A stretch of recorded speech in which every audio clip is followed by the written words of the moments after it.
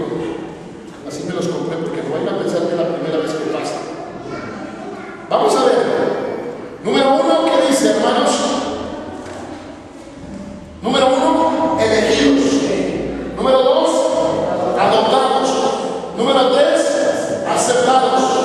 Número 4, hermanos, verso 7, con eso terminamos. Bueno, hay uno más, hermano. En el verso 7 terminamos. En quien tenemos redención por su sangre. ¿Sí me explico? Número 4, redimidos. Redimidos. Oigan, ¿y qué significa eso? ¿Qué significa que usted y yo somos redimidos en Cristo? Déjenme que comenten. En el tiempo del Señor Jesús, óigame bien, déjenme, presten atención. En el tiempo del Señor Jesús, la esclavitud era algo común, hermanos. ¿Saben cuántos millones de esclavos había en todo el imperio romano en el tiempo de Jesús? 12 millones. Son muchos, ¿no? Pero en todo el vasto, el inmenso imperio romano había 12 millones de esclavos. ¿Pueden imaginarse, hermano, a una persona aquí atada ya sea de uno de los pies o de las manos, encadenada a un lugar, y usted llegaba, hermano, y ahí estaban varias personas como usted y como yo, y usted podía comprar a esas personas? ¿Sabe cuánto valía una persona?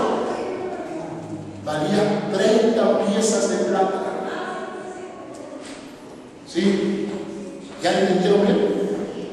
El valor que Jesús tenía para Judas era el valor de un ¿qué? Esclavo. ¿Cuánto recibió Judas? 30 piezas de plata por su ¿qué? Traición. Para Judas Jesús no tenía mayor valor que el valor de un ¿qué? Esclavo. ¿Sí estamos? Pero eso valía una persona 30 piezas de plata. Hermano, usted sacaba, escuchen lo que le voy a decir. Usted, si sacaba las 30 piezas de plata y me decía, me gusta este. Si entonces pagaba las 30 piezas de plata, la persona era desatada. ¿Y sabe qué hacía? El primer acto de ese esclavo, ¿sabe cuál era? Hermano, era rendirse a su amo. Era someter su voluntad a la voluntad de ¿qué? De su amo, de su Señor, de su dueño. Pero el Señor Jesús fue más allá. Escuche esto. ¿Sabe qué dijo Jesús? Todo aquel que hace pecado, ¿qué dijo? Esclavo es del pecado. Nosotros, hermanos, no estábamos ahí amarrados. No. Nosotros éramos esclavos de qué, hermanos? Del pecado. El Señor nuestro era el pecado. El que señoreaba nuestra vida era el pecado. Y permítanme decirles esto. Si la esclavitud que más casera, que más lastima, que más hiere, que más empobrece, es la esclavitud del pecado. Y nosotros éramos esclavos del pecado. Jesús, el Señor, dijo: todo aquel que hace pecado, esclavo es de qué? Del pecado. ¿Sabe qué es redención? Redención es que Dios nos libera, nos liberta de nuestra condición de esclavos, nos liberta del pecado. Y hermanos, escuchen, y el precio que Dios paga por nuestra redención no son 30 piezas de plata, no. El precio que Dios paga para que usted y yo disfrutemos de libertad, de la esclavitud del pecado, es la sangre de Cristo vertida como la corte de la cruz en el monte Calvario. Eso es lo que valemos.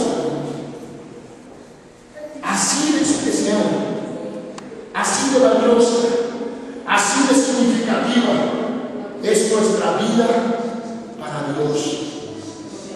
¿Sí estamos? ¿Sí? ¿Qué significa cuando dice que Él nos redimió? Significa que Él ¿qué? Nos libertó, nos rescató. Dice: en quien tenemos redención por su sangre. ¿Sí tiene idea del valor que tiene su vida para Dios? Nuestra vida es tan valiosa, hermanos, es tan significativa, es tan importante, hermanos, es tan especial nuestra vida para Dios, que estuvo dispuesto a dar a su Hijo, y su Hijo dio ¿qué? Su sangre, hermano. El apóstol Pedro nos ayuda a entender eso. ¿Sabe qué dice el apóstol Pedro? Dice Pedro: nos rescató de vuestra mala manera de vivir, la cual heredasteis de vuestros padres, no con cosas corruptibles como oro o plata, sino con la sangre preciosa de un cordero ya predestinado desde antes de la fundación del mundo, pero manifestado en los postreros tiempos por amor, que dice, a vosotros. ¿Sí estamos? Hermano mío, así que si el Hijo os libertare, seréis verdaderamente, que dice, libres. Libres. Le pido un favor, no permita que el pecado sea Señor de su vida. No, hermanos, eso fue en el pasado, por ignorancia, por incredulidad. Pero la mentira, hermanos, las adicciones, ¿sí me explico? Sí, la mentira punto. Hay con facilidad el enojo, me dicen algunos. Hermano, no debemos permitir que eso señoree, ¿sí?, nuestras vidas. No debemos permitir que los deseos y pasiones de la carne señoreen nuestras vidas. No, ya se pagó un precio muy alto, el precio más alto que pudiera pagarse, para que usted y yo vivamos en una libertad plena. El que debe ser Señor de nuestra vida es Jesucristo. Jesucristo debe señorear nuestra vida con su Santo Espíritu, no el pecado, no los deseos y pasiones de la carne, no.